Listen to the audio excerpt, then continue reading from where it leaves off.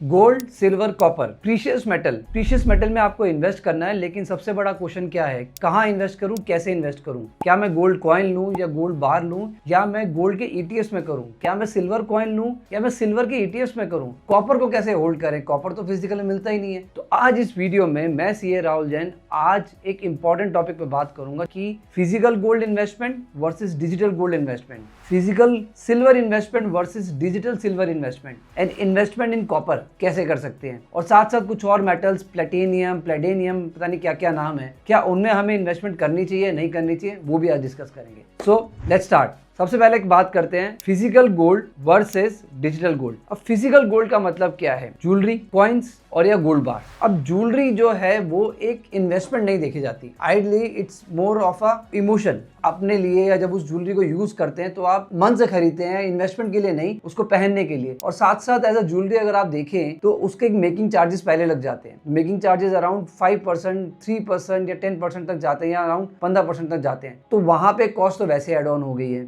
Plus जब उसको बेचेंगे तो कहीं ना कहीं स्पॉट प्राइस पे डिस्काउंटेड होगा। तो आई विल नॉट से कि jewellery is an investment, it's an emotion. तो ज्वेलरी की हम बात यहाँ पे साइड में रखते हैं। अब बात करते हैं गोल्ड का कॉइन्स या बार्स। अब यहाँ पे गोल्ड को अगर आप फिजिकल में बाय करते हैं एज अ कॉइन और बार, तो उसमें क्या कॉस्ट आती है? जीएसटी की कॉस्ट आती है 3%, प्लस उसको रखने का कॉस्ट, लॉकर कॉस्ट और storage cost I would say, and then कहीं ना कहीं एक थेफ्ट रिस्क होता है, तो इसलिए आप शायद कहीं एक इंश्योरेंस भी करा लेते हैं। जनरली जब आप उसको सेल करते हैं स्पॉट प्राइस पे, हमेशा कहीं ना कहीं वो डिस्काउंट में ही बिकता है। खरीदा माल महंगे में, बेचा माल सस्ते में। तो ये भी अराउंड जो कॉस्टिंग है 10 से 15% की रेंज में आ जाती है। अब बात करते हैं डिजिटल गोल्ड की। डिजिटल गोल्ड में 3 तरीके हैं वैसे तो। एक है सोवेरियन गोल्ड बॉन्ड्स, जिसको हम एसजीबी बोलते हैं, एक है गोल्ड ईटीएफ, और थर्ड बात करते हैं हम डिजिटल गोल्ड की। अब सोवेरियन गोल्ड बॉन्ड्स ये गवर्नमेंट बैक बॉन्ड्स हैं, लेकिन गवर्नमेंट ने आज के टाइम पे वो इशू करना सिक्योरिटीज बंद कर दी है, तो हम इसकी बात ही नहीं करते हैं। बात करते हैं ईटीएफ्स। मैंने आपको ये वीडियो में जो मैंने टैग करी है कि गोल्ड के एनएवी वर्सेस जो फेयर वैल्यू उसका होना चाहिए, आई एनएवी, उसको कैसे कंपेयर करें और वो देख के बाय करें। द ओनली थिंग जो नेगेटिव दिखता है ईटीएफ में वो होता है उसका एक्सपेंस रेशियो, लेकिन वो अराउंड 0.5%, 0.6%, 7 और 0.9% तक जाता है। लेकिन यहाँ पे लिक्विडिटी होती है, जब मर्जी आप उसको बेच सकते हैं।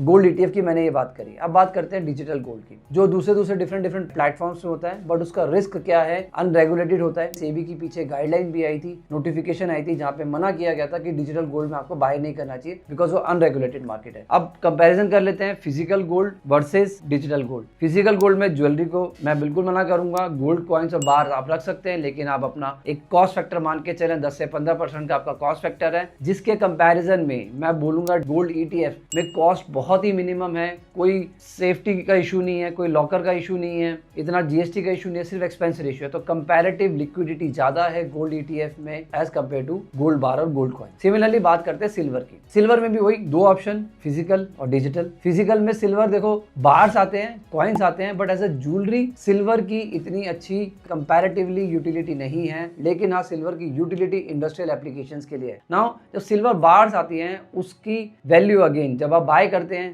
GST cost same as gold, then उसका सबसे बड़ा इशू है लॉकर का, स्टोरेज कॉस्ट, बिकॉज गोल्ड के जो बार्स हैं वो छोटे भी आते हैं, लेकिन जो सिल्वर्स के जो हैवी बार्स होते हैं उसको संभाल के रखना अपने आप में एक दुविधा है, एक बहुत बड़े चैलेंज है, राइट। और जब अगेन उसको सेल करने जाओ तो डिस्काउंट भी मिलेगा, तो यहाँ पे भी आप एक कॉस्ट देख सकते हैं उसको रखने की as an investment around 10 to 15%। But then I compare with silver. Silver का डायरेक्ट आप सिल्वर ईटीएफ देख सकते हैं for investment. ETF again same point, same pattern पे सिल्वर बैक्ड प्राइजेस होते हैं, जो सिल्वर की ट्रैकिंग है, और साथ साथ एक्सपेंस रेशियो होता है अगेन 0.5 to 0.9%, लेकिन इजी टू लिक्विडेट, बहुत इजी है, कभी भी आप उसको लिक्विडेट कर सकते हैं। ईटीएफ के बारे में मैंने डिस्कस किया है पूरा डिटेल में, वो आप वीडियो देख सकते हैं। सो बात कर ली हमने सिल्वर्स की। अब बात करते हैं हम कॉपर की। कॉपर अपने आप में एक अलग दुनिया है, वो ना ही गोल्ड की तरह चलता है, ना ही उसमें कोई बार्स हैं, ना ही कॉइन्स हैं, और ना ही उसका कोई ईटीएफ है। कॉपर अभी रिसेंटली लास्ट 2 इयर्स में ही बहुत एक्टिव हुआ है as a metal because of इस application, industrial application. Detailed video मैंने डिस्कस करी कि क्या कॉपर आने वाले टाइम में गोल्ड की तरह आपको इन्वेस्टमेंट रिटर्न दे सकता है। आप वो उस वीडियो को देखें और समझें कि क्या कॉपर को हमें इन्वेस्टमेंट की तरह देखना चाहिए, नहीं देखना चाहिए। सबसे बड़ा कंसर्न ये है कि फिजिकल और डिजिटल, फिजिकल कॉपर में there is no copper bar per से।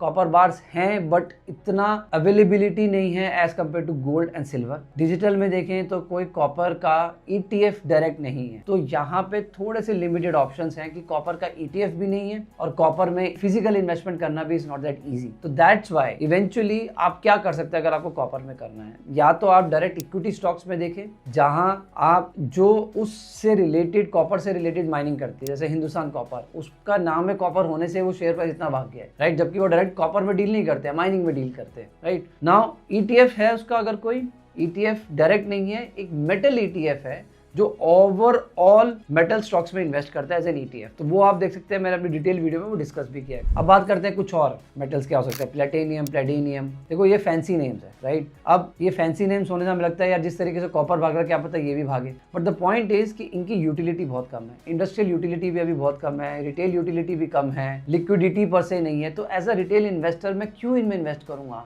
अगर इन्वेस्ट करना ही है मुझे तो मैं गोल्ड में करूंगा, सिल्वर में करूंगा, कॉपर में कर लूंगा, राइट, ज्यादा। बट ऐसे में मैं क्यों अपना पैसा लगाऊं जहां की मुझे अंडरलाइंग एसेट के बारे में मुझे नहीं समझ, जहां पे मुझे लिक्विडिटी के बारे में नहीं समझ, तो मैं उसका कंपैरिजन भी क्यों करूं? आई वुड सजेस्ट कि बाकी मेटल्स पे मत भागिए, फोकस रखें अपना गोल्ड और सिल्वर पे ही, थोड़ा सा डाइवर्सिफिकेशन कॉपर की तरफ करें। मैंने आपको बता दिया है कि फिजिकल वर्सेस डिजिटल कहाँ इन्वेस्ट करना चाहिए, कैसे करना चाहिए और क्यों करना चाहिए, कहाँ आपको कॉस्ट लग रही है, कहाँ आपको प्रॉफिट हो सकता है। तो आई होप आपको ये अच्छा लगा हो। वीडियो को लाइक करें, चैनल को सब्सक्राइब करें and share the video. This is Sierra Alljan signing of.